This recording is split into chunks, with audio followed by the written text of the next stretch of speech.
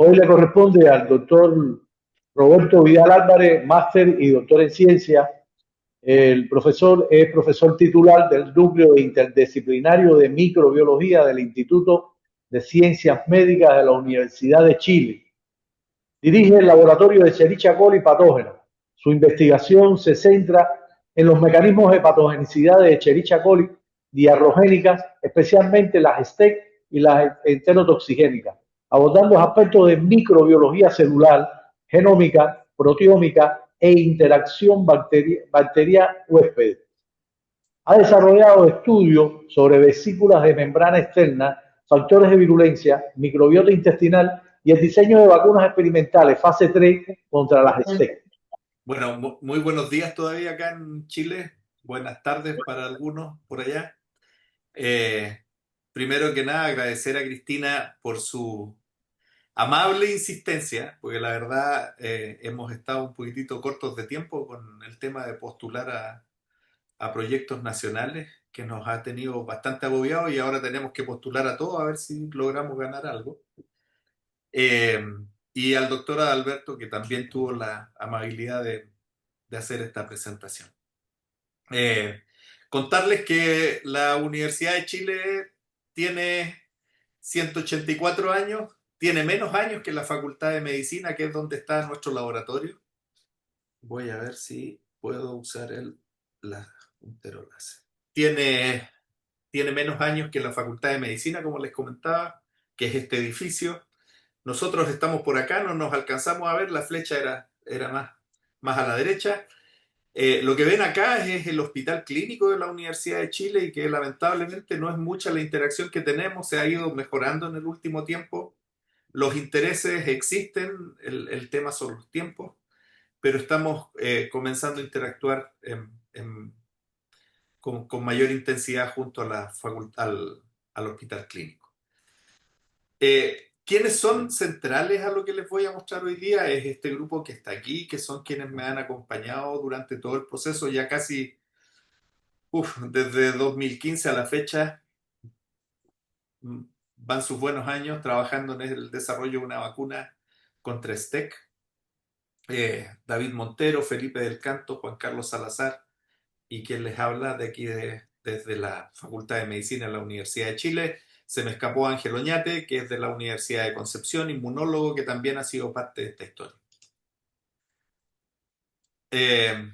Fíjense que para algunos, probablemente para Nora, va a ser reconocida esta diapositiva y esta fecha en el 2013, cuando tuve la oportunidad junto a Mauricio de tener a un grupo del que todos se acuerdan hasta ahora en Chile, porque era un grupo, la verdad, muy entretenido y además aprendimos bastante todos junto con ellos en el Congreso Chileno de Microbiología.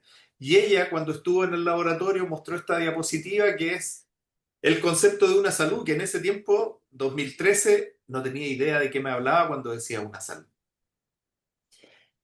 Ahora todo el mundo conoce de qué se trata y bueno, nosotros lo que hemos tratado de hacer es mantener cierta fidelidad a los conceptos que en ese momento nos entregó Nora y preocuparnos de la salud humana, reconociendo, ¿no es cierto?, la salud animal y cómo estos patógenos se presentan en los animales que hacen de reservorio y cómo también el ambiente puede interactuar y armar, ¿no es cierto?,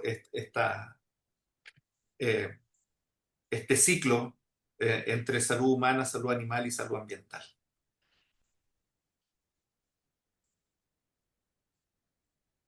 Esto no es desconocido para ninguno de ustedes, me imagino, el tema de las coli.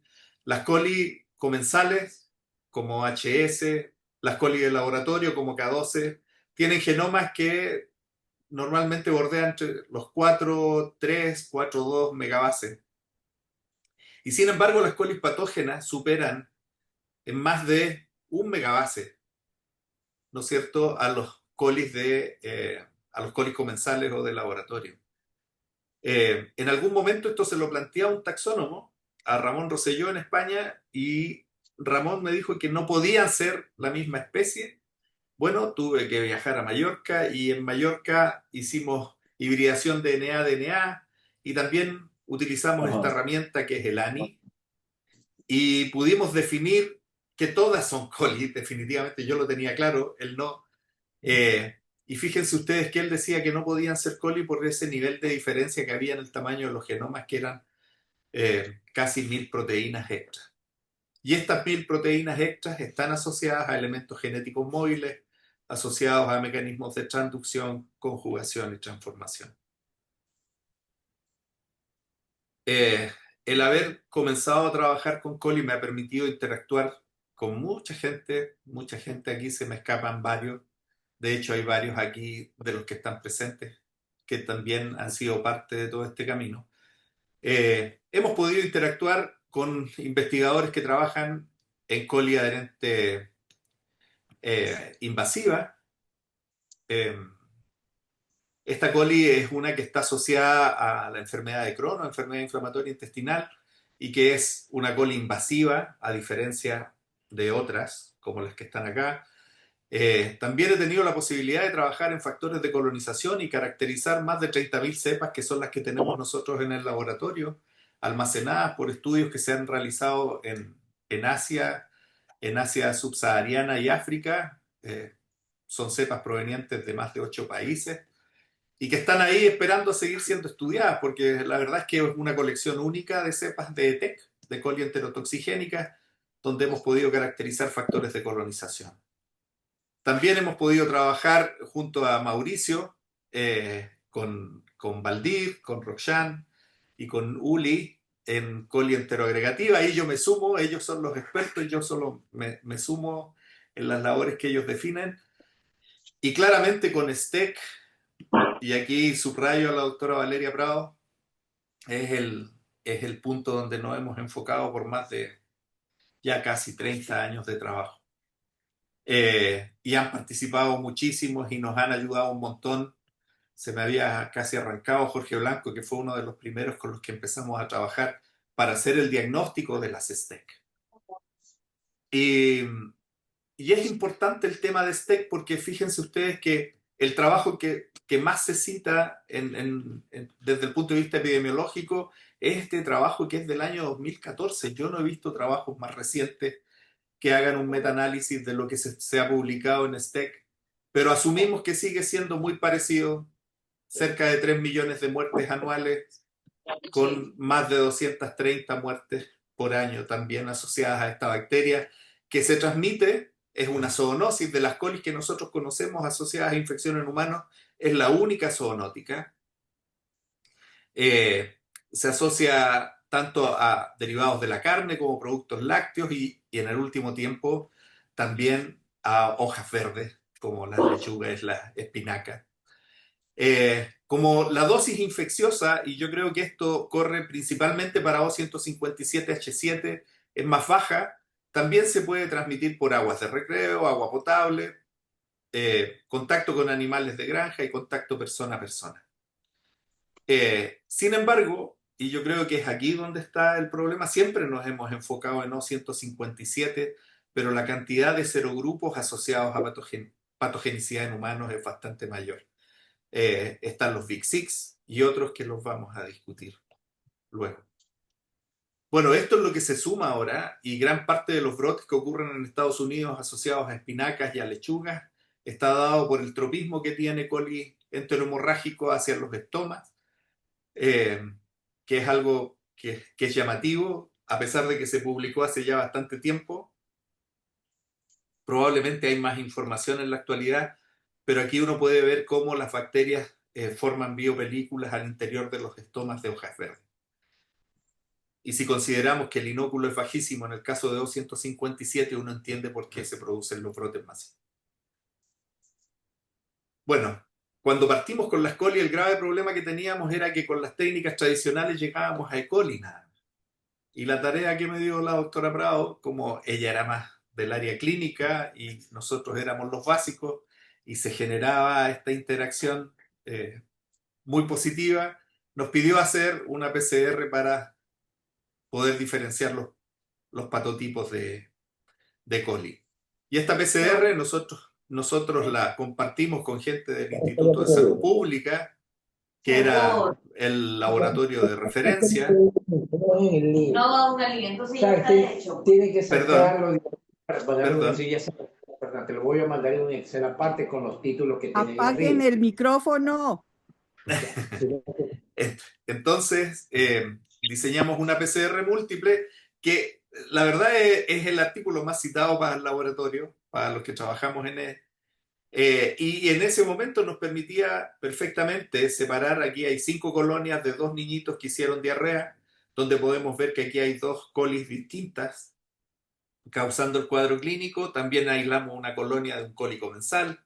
En este otro niño 2 colis comensales y otra que estaba causando el cuadro clínico. Y en ese tiempo nos permitió poder caracterizar una serie de colis aisladas de cuadros diarreicos y también confirmar el coli productor de chigatoxina con sus 2 toxinas, además de la intimina. En Chile esta patología es endémica. Nosotros tenemos problemas a lo largo de todo el año, principalmente en la época de primavera-verano, pero es todo el año. La tasa de confirmación de cepas que llegan al instituto de referencia, que es el Instituto de Salud Pública, bordea entre el 20 y el 35% de las cepas que llegan son confirmadas. Afecta tanto a mujeres como a hombres, no hay diferencia por género en cuanto a la infectividad de esta bacteria, pero sí es importante mencionar que el grupo etario más afectado son niños menores de 1 año y niños entre 1 y 9 años. Y puse esta noticia porque ojalá no siguieran existiendo. Hace muy poquito, ahora en abril 23, se notificó la muerte de un niño de 3 años por comer hamburguesas en el sur de Chile. Esto sigue pasando. Lamentablemente la tasa en Chile es baja. Y, y en algún momento, y esto se los comento a ustedes porque creo que uno tiene que tener esta apertura, eh, recuerdo que una nefróloga dijo que qué sentido tenía desarrollar una vacuna si la tasa en Chile prácticamente no existían infecciones por STEC. Pero cuando uno ve estas noticias, no dimensiona que el problema no es el número de gente, es lo que significa para esa persona que hace un cuadro de CHU y para la familia, para el entorno. Por eso la preocupación y por eso nos enfocamos en esta bacteria. Aquí hay trabajos más recientes y esto, fíjense ustedes, todo esto otro que tenemos acá son PCR, probablemente PCR múltiples asociadas al diagnóstico, pero en la actualidad la genómica y la genómica comparativa, la verdad es que está marcando un cambio súper relevante. Nosotros acá teníamos la definición por serología de las cepas, ¿no es cierto?, hasta el año 2016, donde podemos encontrar que O157 y O26 eran los principales agentes causantes de infección en Chile. Pero en la actualidad vemos cómo se ha diversificado esto y acá tenemos los secuenciotipos más importantes, el 21 que está asociado a la O26. No tenemos el ST11, que aparentemente es uno de los más complejos, ¿no es cierto? También el ST32. Pero ustedes ya pueden ver cómo se está nutriendo el panorama de STEC en Sudamérica. Y probablemente con la secuenciación esto va a seguir aumentando.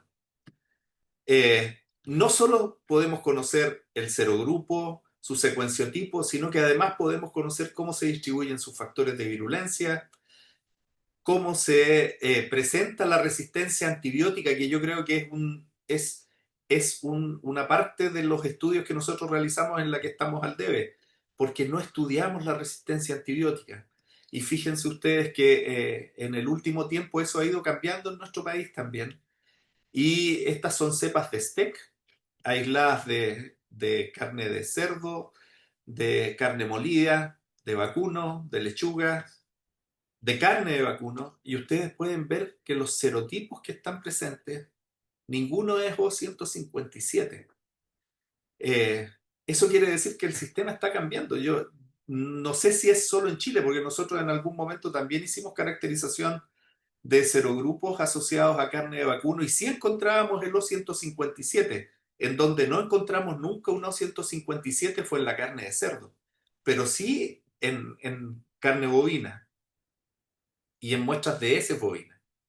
Pero en la actualidad son otros los serogrupos que están haciéndose presentes, ¿no es cierto?, asociados a este tipo de alimentos, y también con mecanismos de resistencia que ahora se pueden caracterizar de mejor manera a través de la genómica. Entonces, yo creo que este es un aspecto en el que tenemos que mejorar. Tenemos nuestras bases de datos de cepas y probablemente a partir de ahí podemos iniciar la caracterización de su resistencia. Bueno, en la actualidad, cuando uno habla de coli, ya no habla de coli enteromorrágico, porque el coli enteromorrágico viene siendo un subtipo de las colis productoras de chigatoxina. Es un híbrido entre un EPEC y un coli productor de chigatoxina, porque lo que caracteriza a este grupo, que siempre fue definido como el de mayor riesgo, el más presente en infecciones en humanos y donde el O157 era el característico, o la cepa tipo de este grupo, era la presencia de la isla Lee, ¿no es cierto?, asociada a este grupo de bacterias y la capacidad de producir chigatoxina. Sin embargo, este otro grupo que en su momento siempre se habló como de menor preocupación para humanos, donde tenemos cepas como la O91 y la O113, han empezado a ganar relevancia a nivel mundial. No solo en nuestro país, por lo que les acabo de mostrar, sino que también a nivel mundial.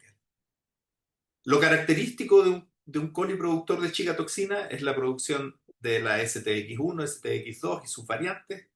Son dos tipos de chigatoxina. Los plásmidos de virulencia y lo que nosotros conocíamos desde el inicio de No157, la presencia de la isla o el locus Lee, ¿no es cierto?, que es el responsable de la adhesión y borrado de las vellosidades intestinales y del cuadro diarreico. ¿Cuál es el problema porque la gran mayoría de las infecciones por coli se pueden tratar con antibióticos, pero en este caso lo que se ha visto es que cuando la bacteria es tratada con antibióticos, se induce su respuesta a SOS y eso activa ese fago que está en estado de lisogenia, el cual va a entrar en ciclo lítico. Y junto con las proteínas tardías, ¿no es cierto?, las primeras que aparecen son las STX. Y por lo tanto, la cantidad de fagos que ustedes ven acá, que esta es una muy bonita foto, se multiplica por la cantidad de chigatoxina que también está siendo liberada al ambiente.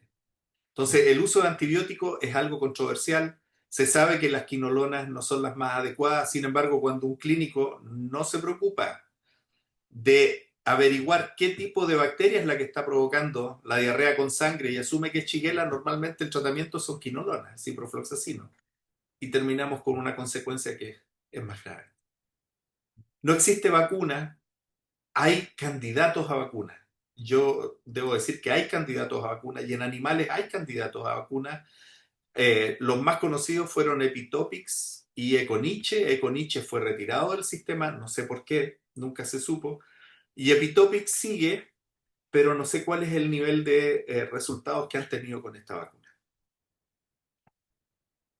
Desde el punto de vista clínico, el problema más grave, y lo que siempre me decía la doctora Valeria Prado, es que cuando se inicia el consumo de la bacteria, hasta que se produce la disentería ya van 6 días de incubación de la bacteria en el organismo humano y lo más probable es que a esta altura ya la chigatoxina haya sido liberada y la bacteria esté siendo eliminada. Y ahí es cosa de suerte de que la chigatoxina no llegue al riñón y esto curse solamente con una diarrea y no pase a un síndrome hemolítico urémico. Claramente los cuadros más graves son aquellos producidos por colis que albergan, ¿no es cierto?, el STX2. Esto es a modo de homenaje para la gente de Argentina, con quien yo sé que la doctora Valeria Bravo tuvo bastante contacto justamente estudiando las STEC. Mencionar al doctor Gian Antonio, ¿no es cierto?, y a la doctora Prado, que fíjense ustedes cómo se invierten los números. En Chile la O157H7 yo diría que es casi 50-50 con la O26, lo que se describía en su momento. Sin embargo, en Argentina el 70% de las responsabilidades de cuadros clínicos está asociado a O157. Y en Chile un 40% está asociado a no 157. esto es lo que yo les decía. Hay hasta el año 2011, que fue un trabajo que no lo puse en las diapositivas. Uno veía cómo 157 llegaba a un plató y se mantenía, pero ya no subía. Pero los que sí comenzaron a subir eran los no 157. Y uno, si empieza a mirar, se da cuenta cómo la O91, la O174 han empezado a ganar terreno en cuanto a colis que causan cuadros infecciosos. Entonces, ¿por qué están emergiendo estos nuevos patógenos? Y O157 ha tendido a mantenerse desde el punto de vista de su frecuencia de aislamiento. No lo sabemos, pero sí es importante tener presente que ahora ya no son solo las lipositivas, O157 y no O157 las que causan problemas, sino que también está un grupo importante de Li negativas. Y desde ese punto de vista, el trabajo que hizo la doctora Prado fue bastante beneficioso para nosotros, porque nos dejó 152 sueros de niños que hicieron síndrome hemolítico urémico, y que fue con lo que partimos nuestra investigación, caracterizando aquellas proteínas inmunogénicas asociadas a cepas Li positivas, Li negativas y la cepa tipo O157. Entonces nos centramos nosotros en proteínas de membrana externa, y estas proteínas de membrana externa fueron enfrentadas a estos sueros de pacientes. En esto colaboró José Luis Puente junto a David Montero, y pudimos caracterizar en estos diferentes serogrupos proteínas que eran reconocidas por estos sueros de niños que hicieron síndrome hemolítico urémico. También utilizamos una colis HS como colis para comparar el resultado. Esto luego se fusionó en solo una matriz, la que se comparó con la coli HS, y los puntitos que aparecen aquí en azul son aquellos que están asociados solo a estas colis productoras de chicatoxina, y que es el listado que ustedes pueden ver aquí. De esto que está aquí, lo más relevante para nosotros fue ONT, que es una proteasa que está asociada a la inactivación del péptido antimicrobiano LL37 que todos nosotros portamos a nivel de mucosa, y HEC, o que nosotros inicialmente llamamos HEC, y que después David se encargó de nombrarla como GES, que es una hemaglutinina que forma parte de una isla de patogenicidad que nosotros le llamamos locus de adhesión y autoagregación, o LA, que es la contraparte del Li, donde tuvimos la suerte de colaborar con Dave Rasco, quien nos facilitó el genoma de la O113H21. Él tenía el genoma y pudimos caracterizar la presencia de esta isla. David se fue a buscar dónde estaba GES, dónde estaba codificado GES, y encontró estos 4 módulos que constituyen una isla de patogenicidad de cerca de 87 kilobases, que está estructurada en módulos. Y por lo tanto hay cepas que tienen un módulo, 2 módulos, 3 módulos o los 4 módulos de la isla LA. Pudimos probar que esta proteína GES tenía propiedad hemaglutinante, era capaz de autoagregar. Si nosotros clonábamos, ¿no es cierto?, el gen GES en este vector de expresión y lo sumábamos a una cepa no adherente como la E. coli HB101, creo que es, podíamos ver cómo hemaglutinaba, autoagregaba, era capaz de formar biofilm y además facilitaba la adhesión a diferentes tipos celulares. También desarrollamos una PCR múltiple que permite diferenciar los módulos y caracterizar bacterias. Y aquí una colaboración súper importante para nuestro grupo fue la que tuvimos con Noralía, que claramente tenía mucho más acceso a cepas de STEC, y se puso a caracterizar la isla LA. Y la isla LA, fíjense ustedes que además tiene otra copia de IHA y hay otra copia de AG43. Por lo tanto, era importante saber si la isla Li estaba completa o no en aquellas cepas o aislados que tenían oralía y que eran muchísimos. Y aquí ustedes pueden ver cómo IHA podría estar tanto en el plásmido como en la isla La. SAA también es un buen marcador de cepas que son Li negativas. Sin embargo, creemos que GES sigue siendo un mejor marcador que SAA por un tema de prevalencia. Y Noralía caracterizó en diferentes serogrupos, como el O91, donde la mayoría tienen la isla completa o tienen un porcentaje importante de cepas con la isla completa, otras que tienen solo el módulo 1 y el 3, etcétera, etcétera. También fue relevante conocer que aquellas cepas que eran Li negativas, casi el 60% de las cepas tenían La, el 46% en La completo, o alguno de sus módulos o la suma de más de un módulo. Las cepas que eran Li negativas ahora, las que eran GES positivas, eran cercanos al 54%, y las que tenían chigatoxina 2, también casi el 70% de las cepas tenían o alguno de los módulos o la isla completa. Por lo tanto, la isla La es un buen marcador de aquellas cepas que de alguna manera representan un riesgo para la salud. También describió la presencia de cepas con la isla La completa o sus módulos en diferentes tipos de alimentos, hamburguesas de pollo, carne molida, en terneros. Y aquí es interesante porque uno puede ver cómo el ternero recién nacido tiene muy poquita carga de este tipo de bacterias y va aumentando en el tiempo. Y en el adulto hay mucha más, ¿ya? Llegando casi al 70% en un adulto de pastoreo, y el que va a matadero un 60% versus vacas de ordeño.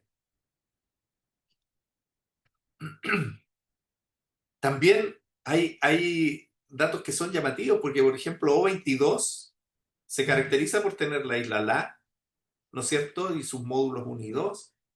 Y hay otras que también tienen un porcentaje bastante alto de la isla La, ¿no es cierto?, completa o con alguno de sus módulos, como el O174.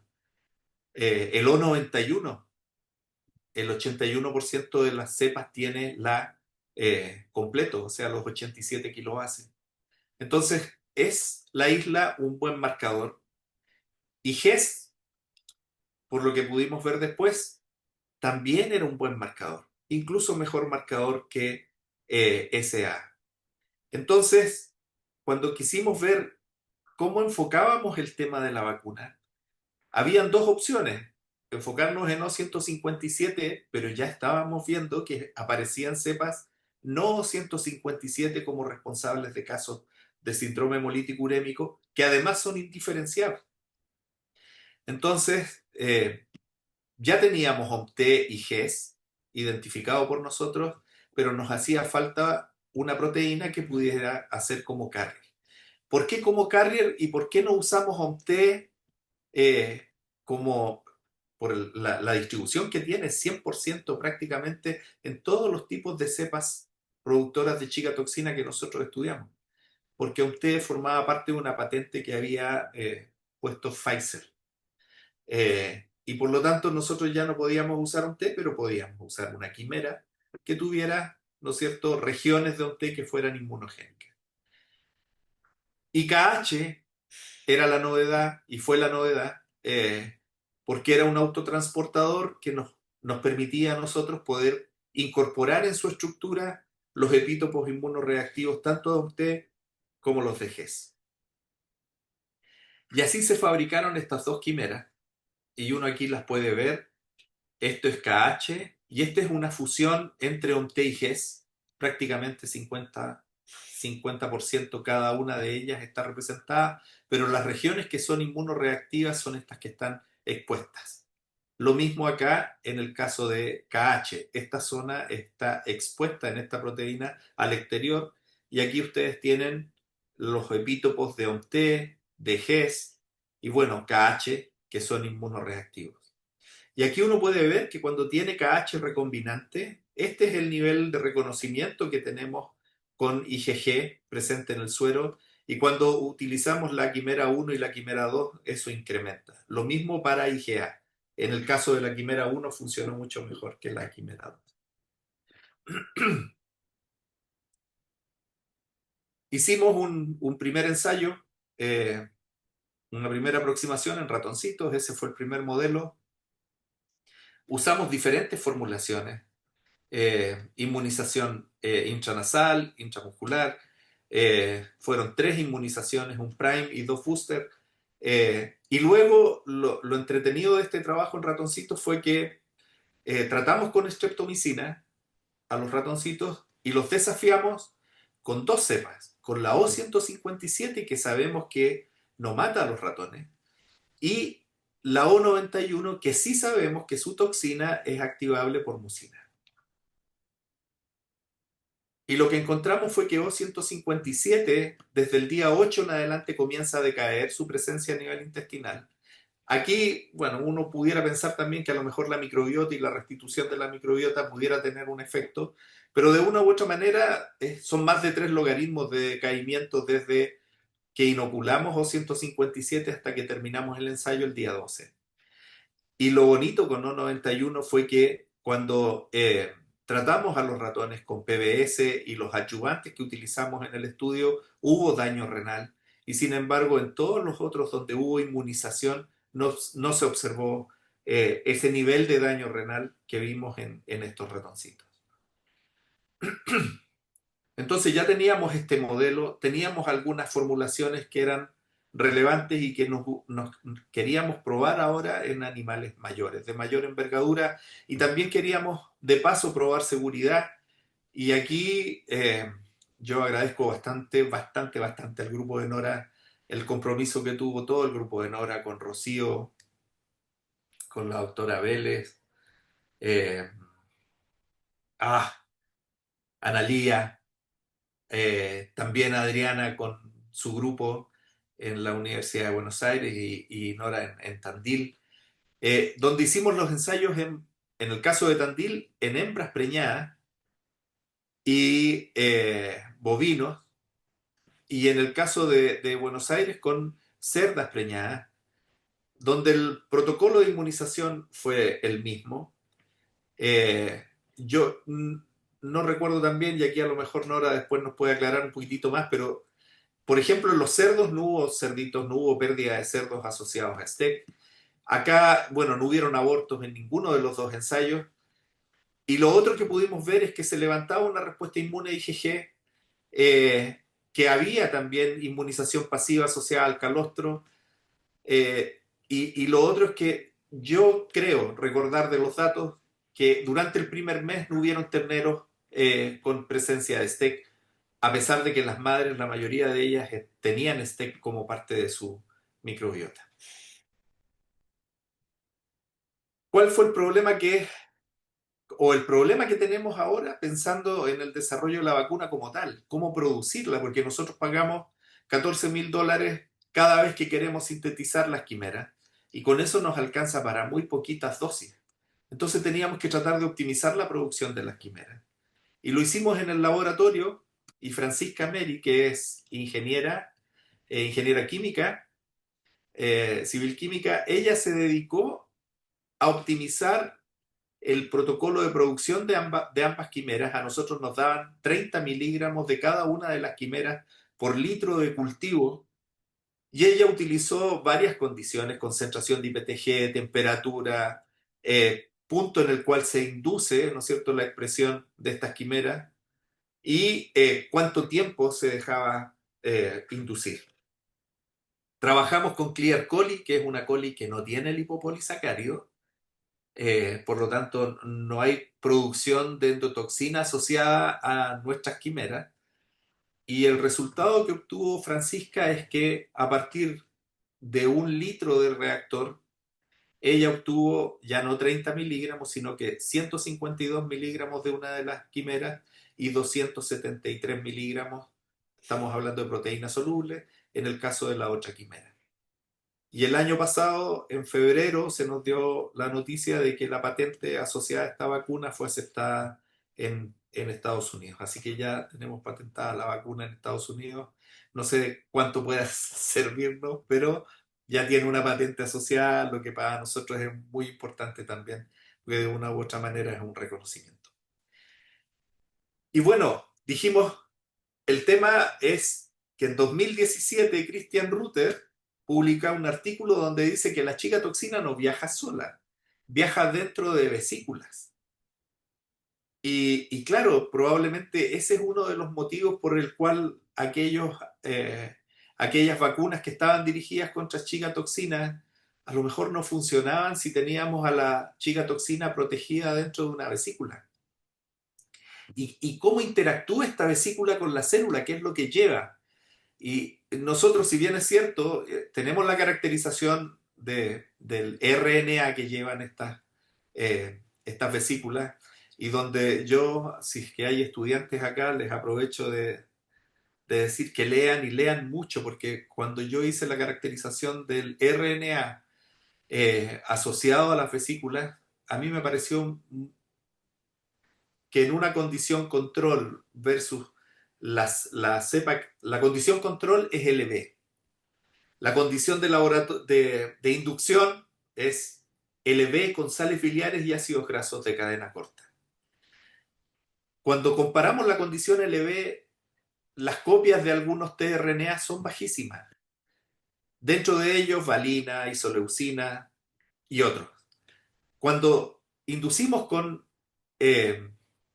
LB con sales biliares y ácido graso de cadena corta, la cantidad de copias pueden incrementar de 12 a 1500, a 12.000 en el caso de algunos.